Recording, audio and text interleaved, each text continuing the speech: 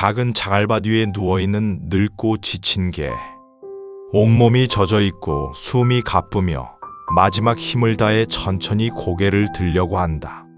하지만 힘이 빠져 다시 고개가 바닥으로 떨어지고 눈을 감으며 조용히 숨을 거둔다. 바람에 자갈이 살짝 흔들리고 석양의 따뜻한 금빛 광선이 개의 털을 스치며 아주 부드럽게 퍼진다. 바둑이가 평생 물어다 놓은 수백 개의 돌이 겹겹이 쌓여있는 모습이 드러난다. 햇살이 돌 위로 스며들며 마치 따뜻한 할머니의 손길처럼 어루만진다. 이 돌들은 바둑이가 할머니에게 보낸 편지였습니다. 날마다 하루도 빠짐없이 정류장에서 돌아오기 전 꼭 이 마루에 놓고 가던 작은 마음이었지요. 2020년 봄, 이 개는 오늘도 어제도 그리고 지난 6년 동안 이 자리에 앉아 있었습니다. 할머니를 기다리며 9년 전의 이야기로 돌아가 보겠습니다. 6일 동안 밤을 새워 정성껏 만들었습니다. 배경음악도 직접 피아노로 연주하며 한 장면 한 장면에 마음을 담았습니다. 여러분의 좋아요와 구독은 이 작은 이야기에게 큰 힘이 됩니다. 그럼 지금부터 바둥이의 이야기를 시작하겠습니다. 말순 할머니는 전라남도 고흥군 금산면 이름만 들어도 바닷내음이 나는 작은 마을에서 나고 자랐습니다. 그곳에서 자식들을 모두 키워 도시로 보냈고 남편과 함께한 세월도 그 마을에서 고스란히 보냈습니다. 하지만 남편은 4해 전 먼저 세상을 떠났습니다. 그 뒤로 말순의 집에는 사람 목소리 대신 바람 소리만 머물렀고 긴 밤은 점점 더 길어졌습니다. 할머니는 그렇게 혼자서 적적한 하루들을 살아가고 있었습니다. 늘 그렇듯 오늘 하루도 깊은 새벽부터 시작됐습니다. 어둠이 채 가시지 않은 마당, 줄에 걸린 생선들이 빽빽하게 매달려 있었으며 이 집 마당에는 늘 이렇게 생선이 널려 있었습니다. 굴비, 병어, 조기, 40년 동안 같은 손으로 손질하고 말리고 묶어온 생선들입니다. 말순이 낡은 바구니를 가져와 말린 생선들을 하나씩 정성스럽게 담기 시작했습니다. 할머니의 바구니는 오래되었지만 정성으로 기워진 손잡이는 할머니 남편이 생전에 직접 덧댄 것이었습니다. 남편의 마지막 흔적이기도 했습니다. 말순은 바구니를 들고 작은 숨을 삼키며 오늘은 또 얼마나 팔릴란가 혼잣말을 하며 생계를 위해 이른 버스를 기다립니다. 좁은 섬에서 읍내로 다시 배를 타고 포구로 향했습니다. 좁은 섬마을에서 읍내까지 그리고 다시 배를 타고 포구로 건너가야 비로소 자신의 좌판이 있는 시장에 닿을 수 있었습니다. 버스 정류장에는 이미 몇몇 농사꾼들이 서 있었습니다. 아, 말순이도 나왔네. 오늘도 장 보러 가? 예, 안 나가면 굶어야 쓰겠어, 예. 버스가 덜컹거리며 도착하고 승객들이 하나 둘 탔습니다. 말순은 바구니를 힘겹게 들고 버스에 오르며 그날 비가 정말 유난히도 심하게 내렸습니다. 마치 무엇인가를 예고하는 것처럼 말이죠. 오늘 비 온다는디 장마 온다 카대예.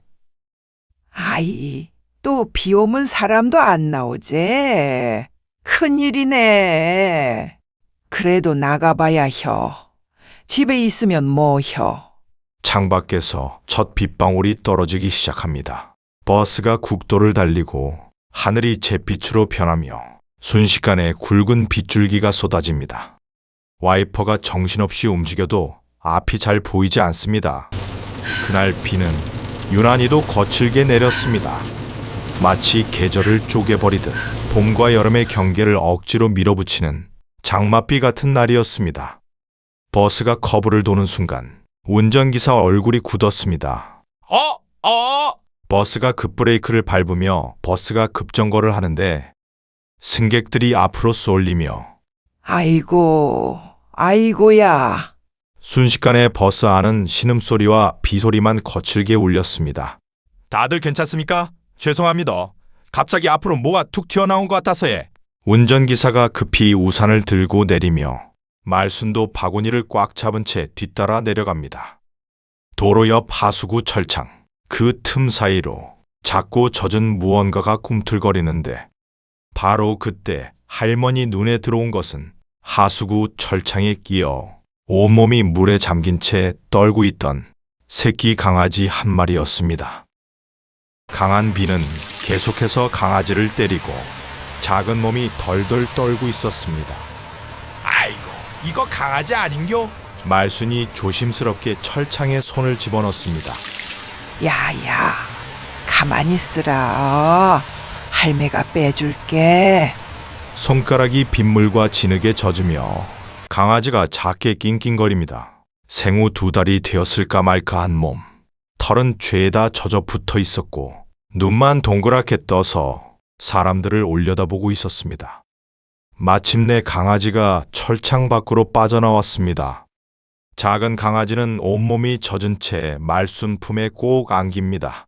얼마나 무서웠노, 얼마나. 강아지는 떨린 몸으로 말순의 젖은 앞치마를 파고들었습니다. 여구 두고 가면 안 되겠는데? 빗줄기는 더욱더 거세지고 말순이 바구니 뚜껑을 열고 마른 수건을 꺼내 강아지를 감쌌습니다. 일단 데려가 봐야지. 어쩌겠노. 주인 있으면 찾겠지. 일단 타입시다. 안개가 살짝 낀 조용한 새벽. 할머니가 생선 바구니를 들고 터벅터벅 걸어가고 있습니다. 바두리는 뒤에서 서툰 걸음으로 종종 따라옵니다. 야, 니는 집에 있으라니까. 왜 따라온다냐? 바둑이는 꼬리를 살랑 흔들며 같이 가겠다는 눈빛을 보낸다. 안 돼. 버스 타면 위험해요. 버스가 멀리서 다가오는 소리가 들립니다. 바둑이는 정류장 앞에서 버스에 오를 것처럼 앞발을 들고 사며 바둑이는 할머니를 단 한 걸음도 놓치고 싶지 않았습니다. 하지만 할머니는 이 어린 개가 버스까지 따라오는 것이 매번 마음에 걸렸습니다. 이놈아, 너는 버스 못 타는 거요. 할머니는 잠시 고민하다가 주오변을 두리번거립니다. 발치에 작은 조약돌 하나가 눈에 들어옵니다. 그 돌을 주워 바둑이 코앞에 가져다 대며 말합니다. 이거 집에 갖다 놔라. 알겠지? 집에다가 반듯하게 놔두고 기다려. 바둑이는 돌을 코로 킁킁했고 할머니가 다시 한번 돌을 바둑이 입 가까이에 쥐어줍니다. 잠시 후 바둑이는 조심스럽게 입으로 작은 돌멩이를 물었습니다. 돌집에 올려놓으면 할매 금방 온다. 자, 가져가. 말순이 버스에 오르며 집에 두고 와. 저기 마루 위에. 바둑이는 돌을 문 채 할머니가 탄 버스를 끝까지 바라보며 버스가 멀어지자 바둑이는 천천히 뒤돌아 집 방향으로 뛰어갑니다. 이것이 바둑이의 첫 번째 돌 심부름이었습니다. 바둑이가 마루 앞까지 와서 입에 문 돌을 툭 떨어뜨립니다. 그리고는 한참이나 그 돌을 지켜봅니다. 돌이 마루에 놓여 있다는 사실을 확인한 듯 살짝 고개를 끄덕이고 정류장 방향으로 고개를 돌립니다. 그렇게 바둑이는 처음으로 할머니의 심부름을 해냈습니다. 바둑이는 다시 정류장 쪽으로 신이나 뛰어갑니다. 언제나처럼 바둑이가 정류장에 먼저 와 있었고 돌은 이미 마루에 올려두고 버스 정류장에 다시 도착한 상태였습니다. 버스가 도착합니다. 할머니가 내리려 할 때 바둑이가 쏜살같이 꼬리를 흔들며 뛰어옵니다. 어이구야, 왔냐? 돌 가져다 놨어? 바둑이는 기쁨의 소리를 내며 기뻐서 온몸을 흔듭니다. 그래, 잘 혔다. 우리 바둑이 참말로 똑똑혀. 할머니는 바둑이를 쓰다듬으며 미소를 살짝 띕니다. 할머니는 자연스럽게 바둑이라고 이름을 불러보았습니다. 할머니는 이미 바둑이를 자기 식구로 받아들인 것 같았습니다. 그날 이후 바둑이의 하루는 3가지가 되었습니다. 할머니를 배웅하는 일, 돌을 집에 가져다 놓는 일, 그리고 오후 4시에 할머니를 다시 만나러 오는 일. 할머니는 바둑이와 그렇게 여느 때와 다름없이 하루하루를 보내며 할머니는 바둑이에게, 바둑이는 할머니에게 서로가 따뜻한 마음을 나눠주고 있었습니다. 안개가 아직 남아있는 이른 새벽. 버스 정류장 앞 말순이 서 있고 바둑이는 조금 떨어진 곳에 앉아 있습니다. 말순 손에는 늘 들던 생선 바구니. 바둑이 입에는 오늘도 작은 조약돌 하나가 물려 있습니다. 말순이 바둑이를 내려다봅니다. 그래. 오늘도 그거 들고 가는 기여. 말순은 잠시 주변을 둘러본 뒤 바둑이 코앞에 마루 방향을 손짓으로 가리켰습니다. 집에 가서 마루에 딱 놓고 있어라. 할매 금방 올 테니께. 바둑이는 말순을 한번 올려다봤습니다. 그리고 고개를 끄덕이듯 살짝 숙였습니다. 버스가 멀리서 다가옵니다. 말순은 바둑이를 한 번 더 쓰다듬고 아무 말 없이 버스에 올랐습니다. 버스 문이 닫히고 바둑이는 그대로 그 자리에 남았습니다. 잠시 후 바둑이가 서툰 걸음으로 마당을 건너옵니다. 입에 문 작은 돌이 달그락 소리를 내미입니다. 바둑이는 마루 앞에 멈춰 섭니다. 그리고 조심스럽게 고개를 숙여 돌을 마루 위에 툭 내려놓았습니다. 바둑이는 한참 동안 그 돌을 바라봤습니다. 돌이 제자리에 놓여 있다는 걸 확인한 듯 바둑이는 고개를 아주 작게 끄덕였습니다. 그리고 몸을 돌려 다시 버스 정류장 쪽을 향해 천천히 걸어갔습니다. 그날부터였습니다. 바둑이에게 하루는 하나의 약속으로 나뉘기 시작했습니다. 시간이 조금 흘렀습니다. 이제 바둑이는 말순이 버스를 타는 걸 확인한 후 뒤돌아 집으로 향했습니다. 입에는 늘 작은 돌 하나, 누가 가르쳐주지 않았습니다. 혼내지도 연습시키지도 않았습니다. 그저 한 번의 말, 집에 가서 마루에 두고 있어라. 그 말이 전부였습니다. 마을 주민 하나가 그 모습을 보고 웃습니다. 할매, 저 개가 다 알아듣는겨. 아, 우리 바둑이 내 심부름꾼이요. 똑똑한 놈이에요. 말순은 바둑이를 보는 눈빛은 마치 내 자식을 보듯 자랑스러운 듯 따뜻한 눈빛으로 쳐다보고 있었습니다. 햇살 좋은 날, 마루 위에 하나 더 늘어난 돌. 비 오는 날, 젖은 발로 올라와 놓인 돌. 여름날, 햇볕에 달궈진 마루 위, 반짝이는 돌. 돌은 하루에 하나씩 늘어갔습니다. 그 돌들은 아무 의미 없어 보였지만 바둑이에게는 하루를 시작하고 끝내는 기준이었습니다. 어느 늦은 오후 장사를 마치고 돌아오는 말순. 말순이 배에서 내려 정류장으로 향하자 바둑이가 늘 그 자리에 앉아 있습니다. 바둑이 왔구나. 그 한마디에 바둑이는 꼬리를 흔들며 달려왔습니다. 말순은 바둑이 머리를 쓰다듬으며 말했습니다. 할미가 준 돌은 마루에 잘 두고 왔지? 바둑이는 대답 대신 말순 다리 옆에 바짝 붙어 섰습니다. 할머니의 대답에 바둑이는 대답 대신 꼬리를 신이 나게 흔들며 기뻐했습니다. 마을 사람들은 이제 모두 알고 있었습니다.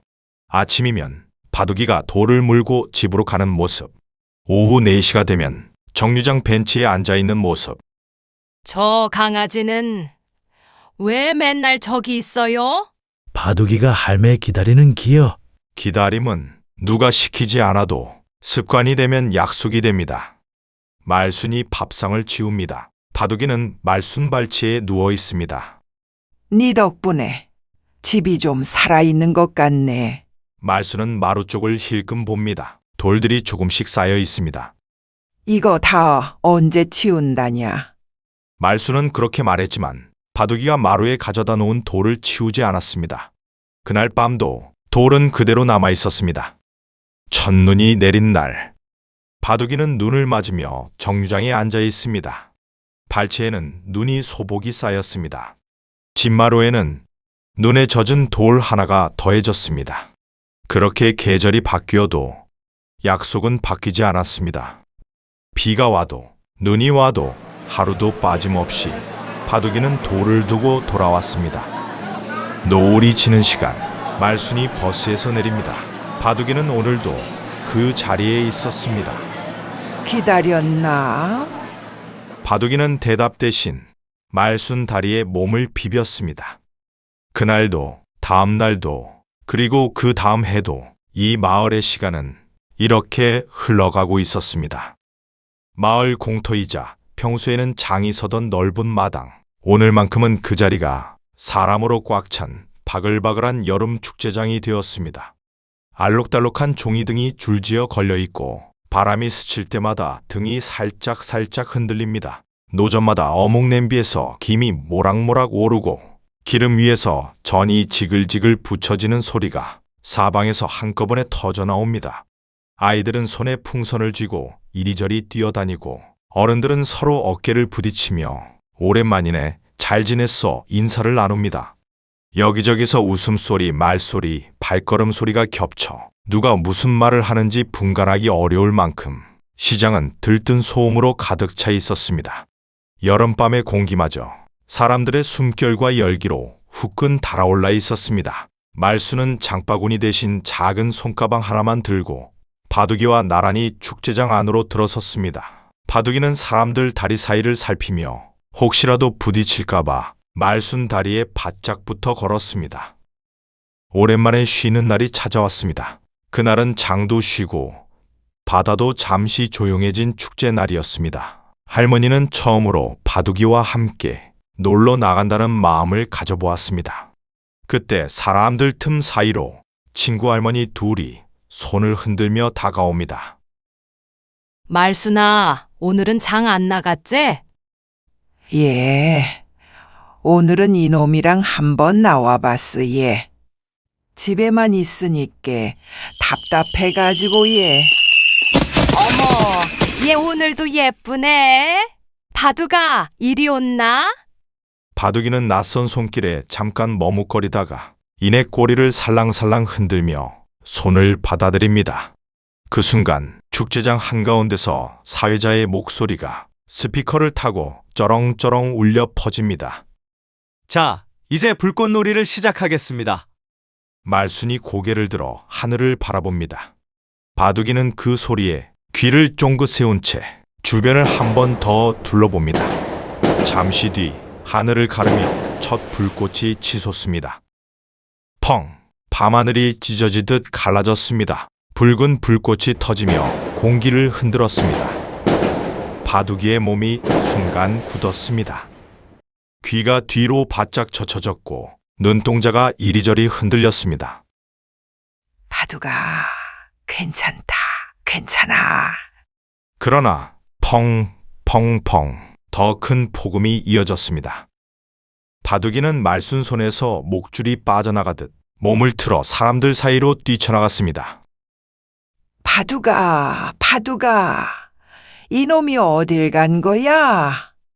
불꽃이 밤하늘을 가득 채우는 동안 할머니 눈에는 오직 사람들 사이로 사라지는 바둑이의 꼬리만 남아 있었습니다. 어두워진 골목길, 말순이 헐레벌떡 골목을 뛰어다니며 외칩니다.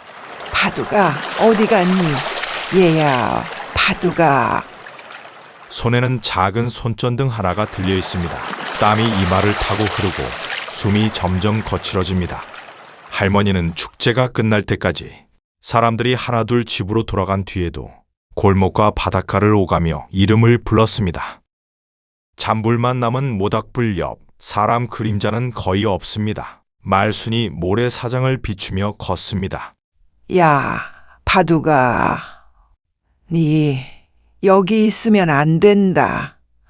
파도 소리만 규칙적으로 들려옵니다. 대답은 없습니다. 시간이 더 지나 말순은 정류장으로 발걸음을 옮깁니다.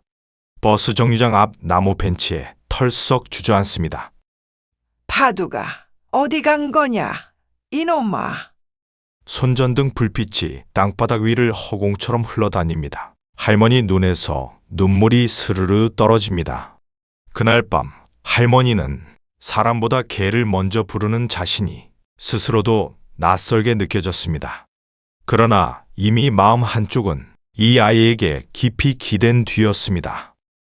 하늘로 올라간 불꽃 잔해가 아직 희미하게 연기처럼 남아 있습니다. 정류장은 이미 불이 꺼져 있습니다. 달빛만 희미하게 비추고 있습니다. 말순이 벤치에 앉아 있다가 힘없이 일어섭니다. 그때 저 멀리서 무언가 작은 실루엣이 비틀거리며 다가옵니다. 젖은 모래와 먼지가 털에 잔뜩 묻은 바둑이입니다. 혀를 길게 내밀고 숨을 헐떡이고 있습니다. 바둑아, 바둑이가 순식간에 속도를 올려 짖으며 말순에게 달려옵니다. 앞발을 할머니 무릎에 올리고 얼굴을 마구 비빕니다. 어디 갔다 왔노, 이놈아. 할머니 두 손이 바둑이의 머리와 등을 정신없이 쓰다듬습니다. 바둑이 털 사이사이에 풀잎과 먼지가 엉켜 있습니다. 바둑이는 결국 다시 정류장으로 돌아왔습니다. 낯선 불꽃과 폭음 사이에서 자신이 믿을 수 있는 곳은 단 한 군데뿐이라고 기억하고 있었습니다. 말순이 바둑이를 꼭 끌어안으며 놀란 가슴을 쓸어내립니다. 집안에 들어와 말순이 바둑이를 욕실에서 씻긴 뒤 수건으로 털을 정성스럽게 닦아주고 있습니다. 네 오늘 할매 가슴을 쓸어내리게 했다잉. 다신 그러지 마라. 알았지? 바둑이는 욕조턱에 턱을 괴고 눈을 감은 채 가만히 있습니다. 그날 이후 바둑이는 큰 소리가 나는 날이면 늘 정류장 쪽으로 먼저 몸을 돌리곤 했습니다. 그곳이 결국 다시 만나게 되는 자리라는 것을 몸으로 배운 날이었습니다. 네 번째 오는 봄. 둑빛으로 물든 들판. 바람에 갈대가 잔잔히 흔들리고 햇살이 부드럽게 내려앉아 있습니다. 말순은 들판 가장자리에 서서 바둑이를 바라봅니다. 바둑이는 풀 사이를 종종거리며 뛰어다니다가 나비 한 마리를 발견하고 이리저리 따라다닙니다. 바둑이 발밑에서 꽃잎이 흩날립니다. 봄이 오면 바둑이는 세상이 다 자기 놀이터인 줄 알았습니다. 할머니는 그 모습을 보는 것만으로도 하루가 꽉 찼다고 느꼈습니다. 바둑아, 그만 뛰어라. 숨차겠다.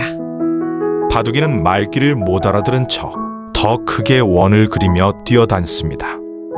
여름이면 얕은 개울에서 말순은 바지를 살짝 걷고 물에 발을 담급니다. 바둑이는 처음엔 조심스럽게 앞발만 적시다가 이내 물속으로 풍덩 들어옵니다. 첨벙 물방울이 튀고 말순이 깜짝 놀라 웃습니다. 아유, 야. 바둑아, 물 다 튀긴다. 저짝에 가서 놀아라. 저짝에서. 개울가 돌 위에는 반으로 잘라놓은 수박. 말순은 수박을 한 조각 떼어 바둑이 앞에 내려놓습니다. 여름이면 이 둘은 물장난을 치고 같은 그늘 아래서 수박을 나눠 먹었습니다. 말없이도 충분히 즐거운 시간이었습니다. 바둑이는 수박을 한번 핥고는 말순 얼굴을 올려다봅니다. 가을이 되면 마당 가득 생선이 널려 있습니다. 가을 햇살 아래 반짝이는 은빛 비늘들. 말순이 생선을 뒤집는 사이 바둑이가 몰래 말린 생선 하나를 물고 달아납니다. 야, 이놈아. 거기 놔라. 생선 물고 가면 안 돼야. 바둑이는 꼬리를 흔들며 마당을 한 바퀴 돕니다. 말순이 헐레벌떡 뒤쫓습니다. 가을이면 이 집 마당에는 웃음소리가 늘어났습니다. 쫓고 쫓기는 그 짧은 순간들이 둘에게는 놀이가 되었습니다. 결국 말순이 생선을 되찾고 바둑이는 아무 일 없다는 듯 말순 옆에 다시 앉습니다. 그렇게 겨울이 올 때면 밖은 눈발이 흩날리고 방 안 아랫목이 따뜻합니다. 말순은 이불을 펴고 누워 있습니다. 바둑이는 말순 옆으로 파고들어 이불 속에 몸을 말아넣습니다. 이래 끼고 자야 안 춥다. 바둑이는 작게 숨을 고르며 눈을 감습니다. 겨울밤이면 이 집에는 두 개의 숨소리가 있었습니다. 하나는 사람의 숨이었고 하나는 그 사람을 지키는 숨이었습니다. 등잔 불빛이 흔들리고 천천히 어두워집니다. 창문 틈으로 찬 공기가 스며들었습니다. 유리창에는 밤새 서린 성에가 희미하게 남아 있었습니다. 말순의 기침 소리가 방 안을 깨웁니다. 기침이 한 번으로 끝나지 않았습니다. 몸을 접듯 앞으로 숙이며 몇 번을 더 이어갔습니다. 방 안쪽에서 바둑이가 번쩍 고개를 들었습니다. 잠에서 깬 것도 아닌 기척을 놓치지 않으려는 눈이었습니다. 바둑이는 말순 앞까지 다가와 가만히 앉아 올려다 보았습니다. 말순은 잠시 숨을 고른 뒤 일부러 입꼬리를 올려 보였습니다. 바둑아, 할미 괜찮다. 할미 걱정하는 거냐? 우리 바둑이밖에 없다 그래. 그러나 웃음은 오래가지 못했습니다. 기침 사이로 통증이 밀려오자 말순은 가슴께를 조용히 움켜쥐었습니다. 바둑이가 즉시 한 발짝 더 다가왔습니다. 앞발이 바닥을 긁으며 멈췄습니다. 그의 겨울은 유난히도 추웠습니다. 기침은 하루가 다르게 깊어졌고 숨소리에는 점점 힘이 실리지 않았습니다.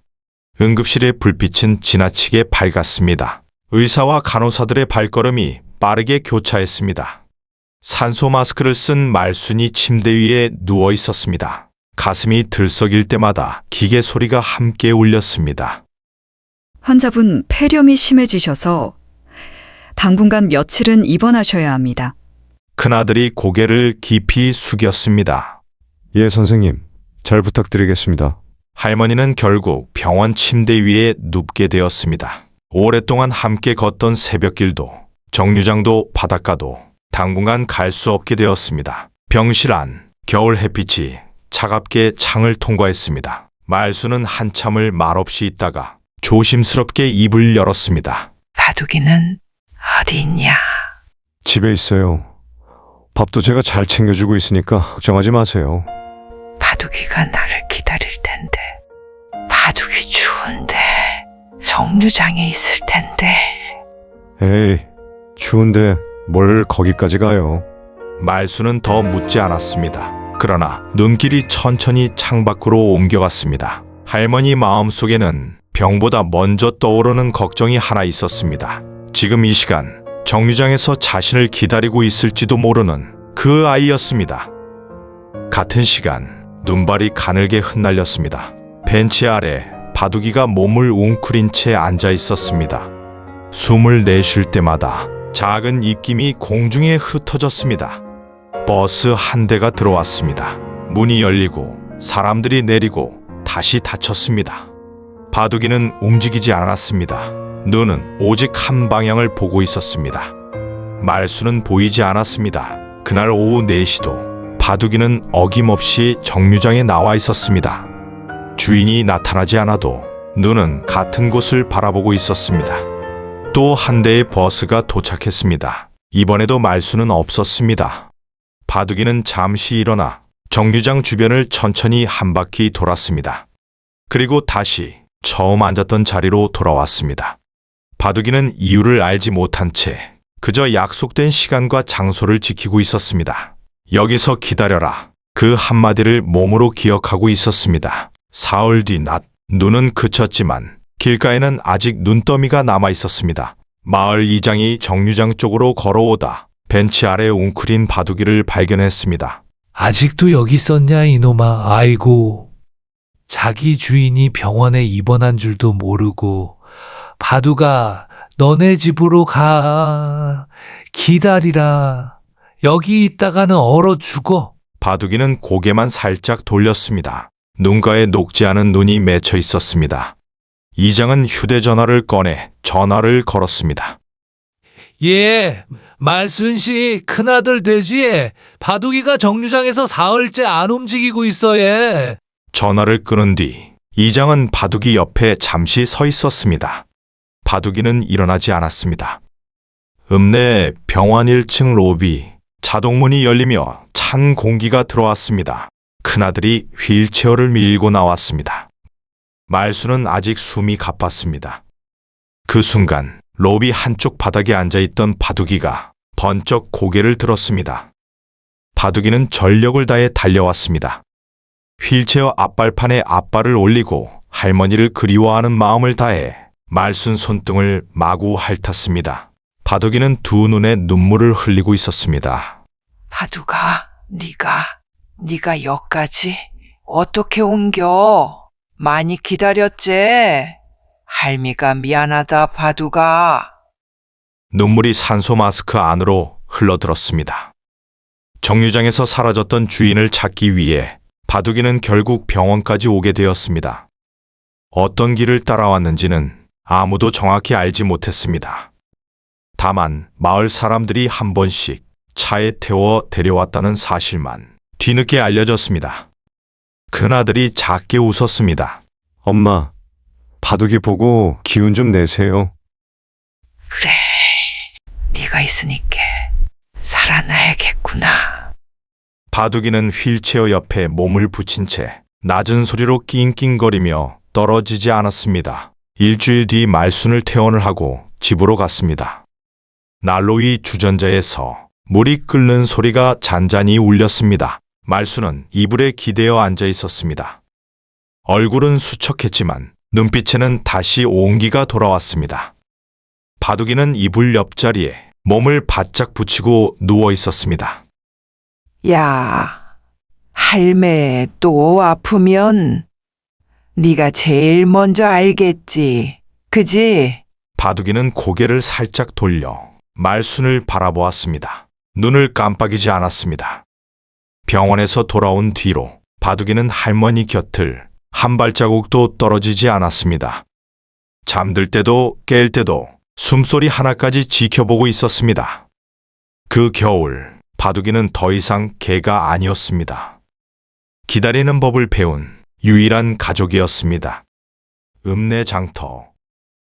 비닐 천막 아래로 생선 냄새와 사람들 목소리가 뒤섞여 있었습니다. 말순은 평소처럼 좌판 앞에 섰습니다. 굴비를 가지런히 놓고 손바닥으로 얼음을 한번 눌러보았습니다. 말순 이마에 잠깐 그늘이 스칩니다. 숨을 고르는 사이 기침이 한번 터져나왔습니다.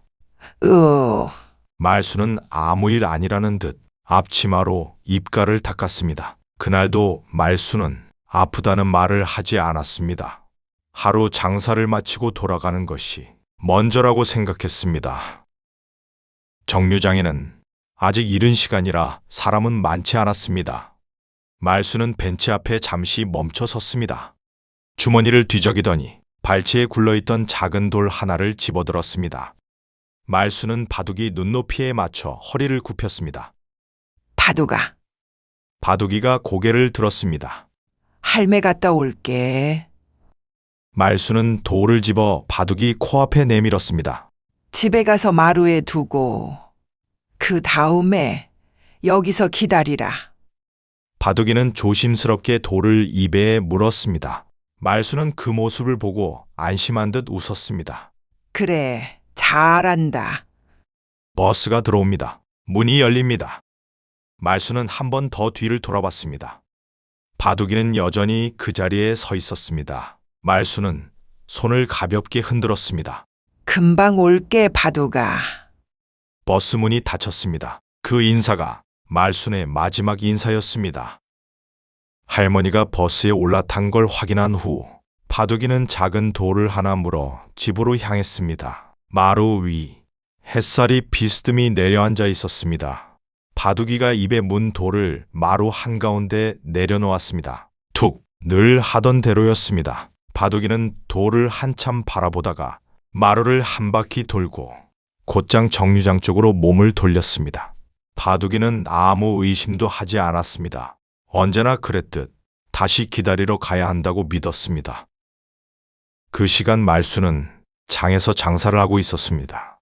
사람들이 지나갑니다. 또 다른 손님이 값을 묻습니다. 말순은 대답을 하려다 말끝을 흐립니다. 그게... 말순 손에서 굴비 한 마리가 떨어집니다. 툭! 순간 말순 몸이 휘청입니다. 옆 상가 아주머니가 먼저 소리칩니다. 어머, 말순아.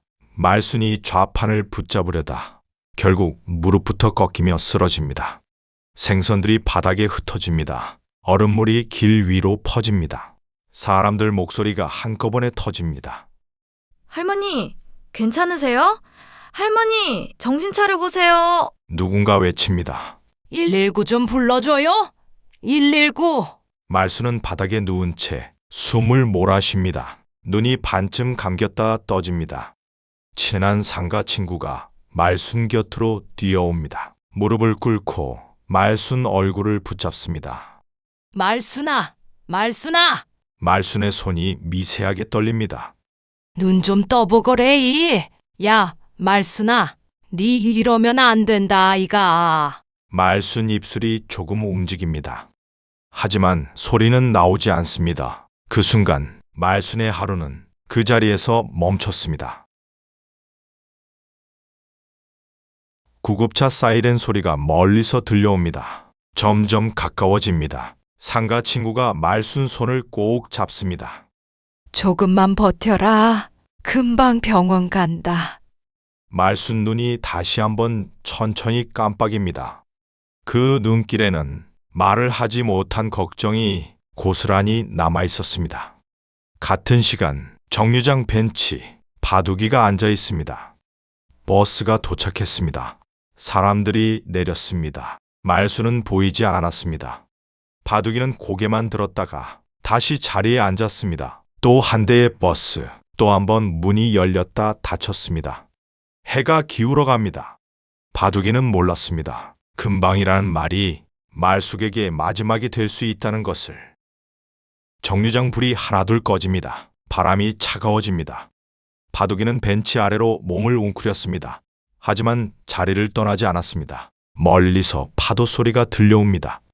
그날 밤 말수는 돌아오지 못했습니다. 바둑이는 아무것도 모른 채 하염없이 할머니만을 기다리며 그 자리에 있었습니다. 늦은 밤 달빛에 비추이는 마루에는 작은 돌 하나가 마루 한가운데 놓여 있습니다. 늘 그 자리에 있던 돌, 할머니가 남긴 마지막 말은 갔다 올게였습니다. 사람들 사이로 말순이 이야기가 퍼집니다. 정류장 앞, 바둑이는 여전히 그 자리에 앉아 있습니다. 이장이 다가옵니다. 아이고, 바둑아 아직도 여기 있었냐? 바둑이는 고개를 들었지만 일어나지 않았습니다. 바둑이는 이해하지 못했습니다. 할머니가 오지 않는 이유를.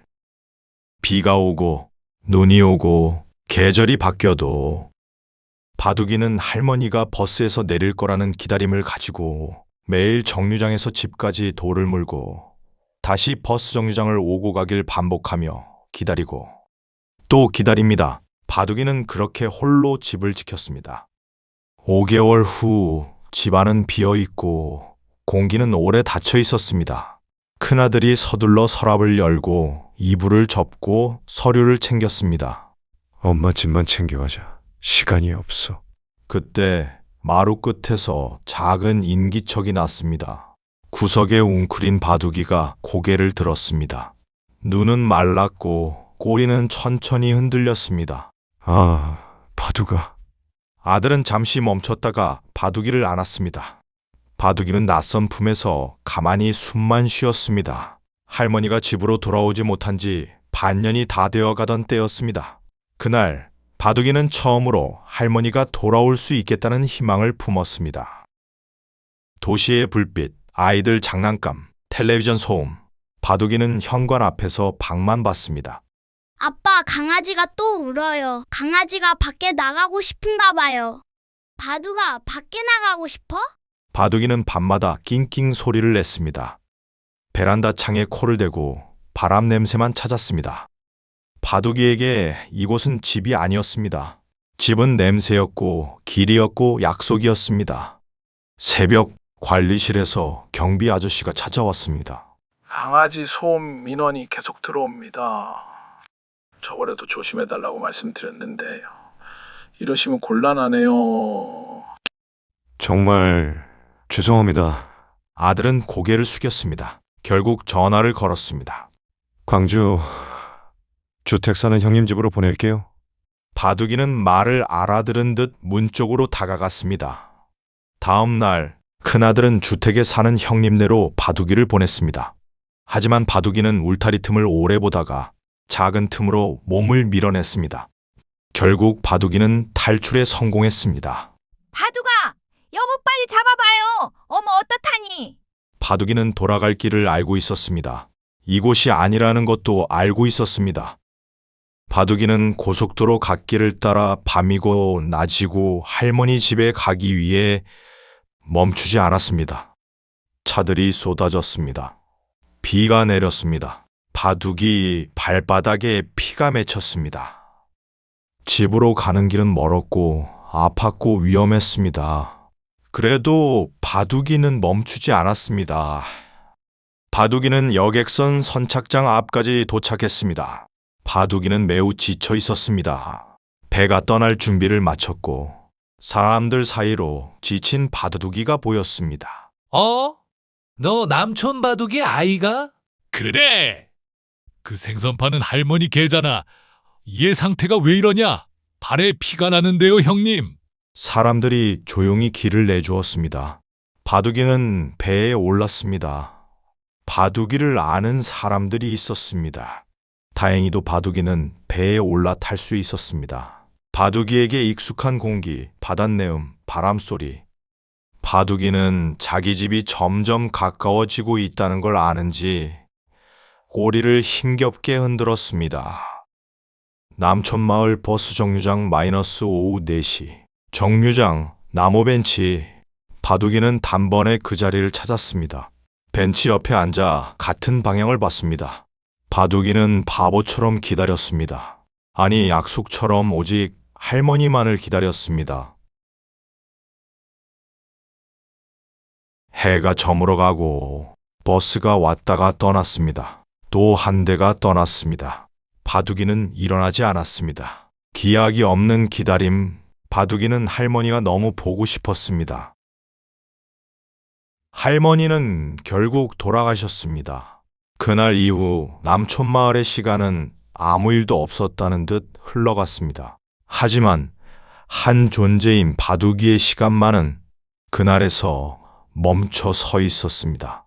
할머니가 마지막으로 버스에 오르기 전 늘 하던 것처럼 바둑이 손에 쥐어주던 작은 조약돌. 집에 두고 와라.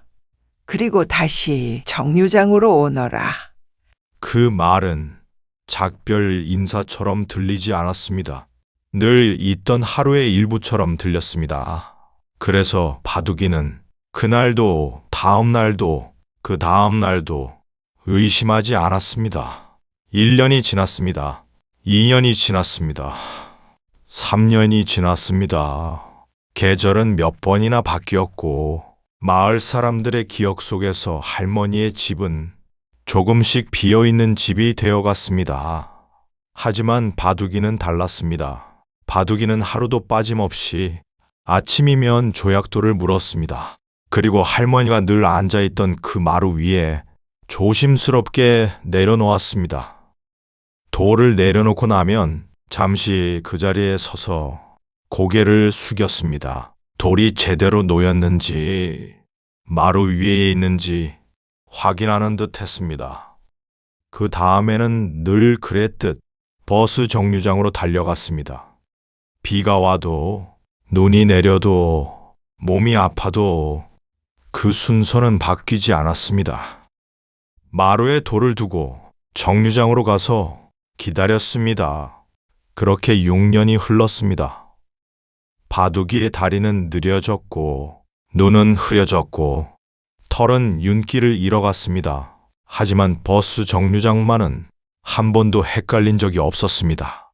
그 벤치, 그 시간, 그 방향, 바둑이는 여전히 할머니가 내리던 쪽만을 바라보고 있었습니다.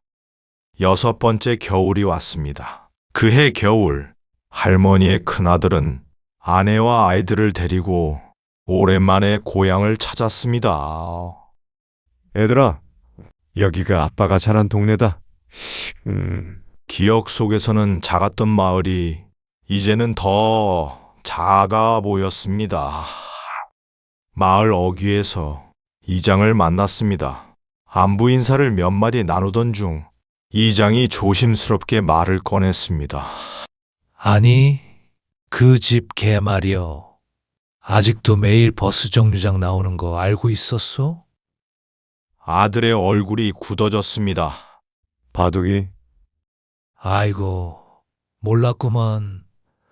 할머니 돌아가신 지 6년이 넘었는디도 말이요.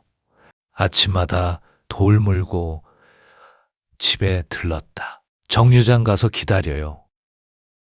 그 말은 설명이 아니었습니다. 고백에 가까웠습니다. 아들의 숨이 잠시 멎는 듯 했습니다. 아들은 곧장 버스 정류장으로 달려갔습니다. 하지만 그날 그 자리에 바둑이는 없었습니다. 벤치만 덩그러니 남아 있었습니다. 이상하다는 생각이 들었습니다. 한 번도 빠지지 않던 개가 그 자리에 없다는 사실이 이상하다는 생각보다 두렵게 느껴졌습니다. 아들은 방향을 틀었습니다. 곧장 할머니 집으로 향했습니다. 할머니의 집은 이미 집이 아니었습니다. 지붕은 무너져 있었고 외벽은 갈라졌고 철근만이 뼈처럼 드러나 있었습니다. 문을 열고 들어서는 순간 아들의 발이 멈췄습니다. 집 안에는 돌이 있었습니다. 마루 위에도 방 안에도 부엌 쪽까지 작은 조약돌들이 수백 개 아니 그 이상 쌓여 있었습니다. 아들이 그제야 깨달았습니다. 이 돌들은 그저 바둑이의 장난이 아니었습니다. 습관도 아니었습니다. 이건 6년 동안 이어진 하루도 빠지지 않은 할머니의 사랑이었습니다. 그때 방 안쪽에서 미세한 움직임이 보였습니다. 털이 엉키고 몸은 말라붙은 늙은 개 한 마리가 힘겹게 고개를 들었습니다. 바둑이었습니다. 눈은 흐렸지만 시선은 분명히 아들을 향하고 있었습니다. 바둑이는 마지막 남은 힘을 끌어모아 꼬리를 아주 천천히 한번 흔들었습니다. 아들은 그 자리에 무너졌습니다. 달려가 바둑이를 끌어안았습니다. 바둑아, 목소리가 떨렸습니다. 정말 미안하다. 말이 이어지지 않았습니다. 눈물이 먼저 쏟아졌습니다. 아들은 바둑이를 더 꼭 안고 숨을 고르며 말을 이었습니다.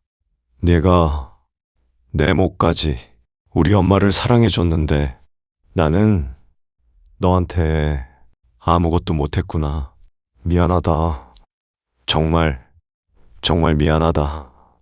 무너진 집, 돌로 가득 찬 마루, 아들의 품에 안긴 바둑이. 숨이 가늘어집니다. 바둑이의 눈이 천천히 감깁니다. 바둑아, 괜찮다. 이제 그만 쉬어도 된다. 바둑이의 꼬리가 마지막으로 아주 천천히 한번 흔들립니다. 억수같이 쏟아지는 비. 그 순간 바둑이의 시간은 조용히 거꾸로 흐르기 시작했습니다. 장대비가 쏟아지는 국도, 하수구 철창 사이 작고 젖은 새끼 강아지, 새끼 바둑이. 몸은 물에 잠겨 있었고 숨은 끊어질 듯 가늘었습니다. 태어나 처음으로 세상이 너무 차갑다고 느꼈던 날이었습니다. 차 바퀴 소리, 급정거 소리, 버스 불빛이 번집니다. 우산 아래 주름진 손이 철창 사이로 들어옵니다. 야야, 가만히 쓰라. 다칠러. 할매가 있다. 젖은 손, 진흙이 묻은 손, 하지만 흔들리지 않는 손. 그 손은 바둑이 인생에서 처음 느껴본 따뜻함이었습니다. 말순의 품에 안긴 작은 바둑이 빗속에서 말순의 심장 소리가 들리는 듯합니다. 괜찮다. 이제 살았다. 바둑이의 눈에 비와 눈물이 섞여 흐릅니다. 그날 이후 바둑이는 알게 되었습니다. 이 세상에 자기를 불러주는 목소리가 하나 있다는 것을. 마루 위에 처음 놓인 작은 돌, 말순의 웃음, 버스 정류장에서 흔들리던 손, 집에 두고 가라던 목소리, 마루에 늘어나는 돌들, 정류장으로 달려가던 발걸음. 바둑이에게 삶이란 복잡하지 않았습니다. 돌을 두고 기다리고 다시 만나고, 그것이 전부였습니다. 아들의 품 안. 바둑이의 숨이 멈춥니다. 그러나 얼굴은 아주 편안합니다. 마치 그날 비 오는 국도에서 할머니 품에 처음 안겼을 때처럼 바둑이는 마지막 순간에 가장 처음의 기억으로 돌아갔습니다. 살아야 할 이유를 처음 알게 해준 그날로 정류장 벤치에 말순이 앉아있는 모습이 잠깐 겹쳐 보였다가 사라집니다. 그 자리에 바둑이만 남아있습니다. 기다림은 끝났고 약속도 끝났습니다. 이제 바둑이는 다시 기다리지 않아도 되었습니다. 돌로 가득 찬 마루, 가장 처음 놓였던 그 작은 돌 위로 햇살이 내려앉습니다. 어떤 사랑은 말로 남지 않습니다. 그저 하루하루 쌓여 돌이 되었습니다.